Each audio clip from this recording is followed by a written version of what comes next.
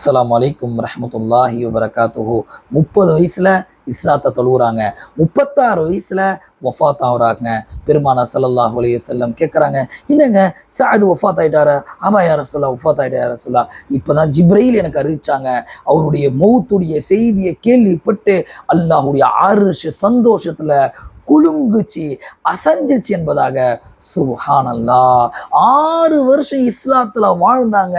அல்லாஹுடைய அர்ஷ் அவங்களுடைய வருகையை வரவேற்குது சொன்னாக்கா என்ன அமலுங்க செஞ்சிருப்பாங்க. சுப்ஹானல்லாஹ், சுப்ஹானல்லாஹ். கண்ணியமானவர்களே, கிட்டத்தட்ட 10க்கும் அதிகமான நபித்தோழர்கள் இந்த ஹதீஸ் அறிவிக்கிறாங்க. அதில் ஆயிஷா ரலியல்லாஹு அன்ஹா அவர்களும் அடங்குவாங்க.